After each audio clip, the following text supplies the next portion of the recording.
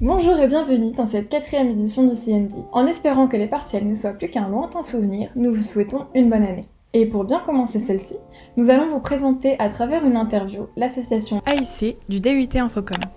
Puis, nous enchaînerons avec notre traditionnel Focus On qui parlera cette fois-ci d'un podcast humoristique d'histoire. Passons tout de suite à l'interview.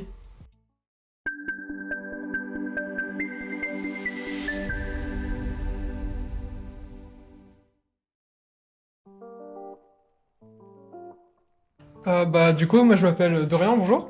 Je suis le trésorier de l'association AIC.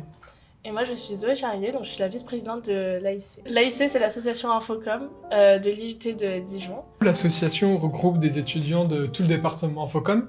Donc ça va être les étudiants de DUT, des 2 options en particulier et aussi de licence professionnelle. Elle regroupe aussi du coup les professeurs qui peuvent participer un peu à la vie étudiante. Notre but c'est de surtout créer du lien entre les étudiants et la solidarité. Du coup, avec le confinement qui est arrivé, on a dû totalement s'adapter, on a dû innover et penser à de nouveaux projets. On a mis en place un Discord pour l'ensemble de nos étudiants qui a eu, ma foi, beaucoup de succès. Il y a beaucoup de cohésion entre les membres. On a mis en place des soirées à thème et des soirées jeux en ligne.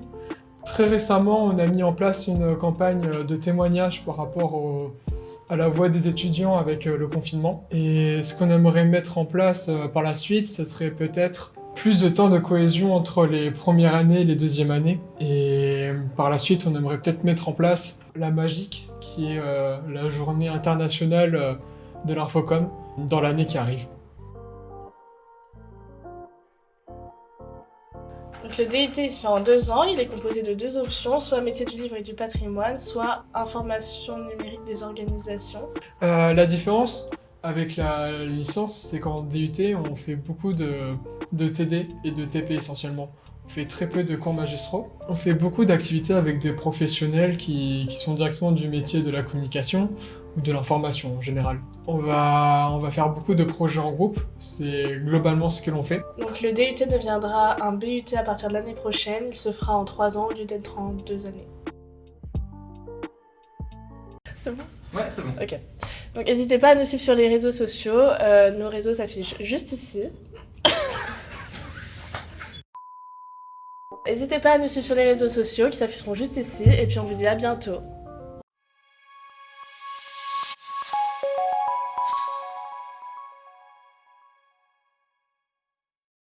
Nous avons encore une fois découvert une association intéressante et pleine de projets. Si vous êtes intéressé par leurs activités, nous vous invitons à les suivre. Tout sera dans le descriptif de la vidéo. Et sans plus attendre, le Focus On.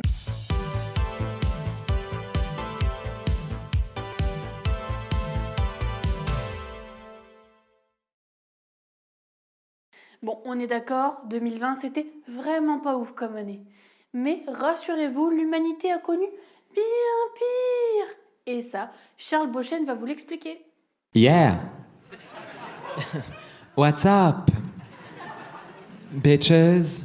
Dans son podcast Les pires moments de l'histoire, il revient sur les pires moments de l'histoire. Il décortique toutes les époques, de l'âge d'or de la piraterie au Japon féodal, en passant par des personnages historiques tous plus choux les uns que les autres. Et voici les garçons. Rasputin, Gengis Khan ou encore Vladimir l'Empaleur. Et là vous vous dites, mais où est-ce qu'on peut regarder ça ? Sur toutes les plateformes, c'est disponible. Les épisodes durent une 30aine de minutes, idéal pour dans son bain. Il y a encore des gens qui prennent des bains. Ce podcast se différencie d'une émission radio ennuyante et ça c'est grâce au présentateur, Charles Beauchesne, parce qu'il est avant tout humoriste. Donc le résultat, il est frais, il est divertissant, il est fait pour les passionnés d'histoire, mais aussi à toi, dans ton bain. Faut vraiment qu'on arrête avec les histoires de bain.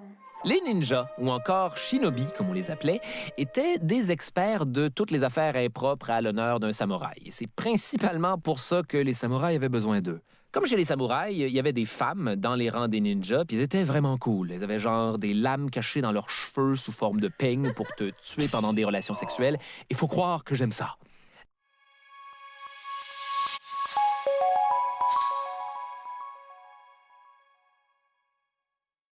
Ainsi s'achève notre 4e numéro du CND. Nous espérons qu'il vous aura plu. Merci d'avoir visionné et nous vous donnons rendez-vous le mois prochain sur la page Addict.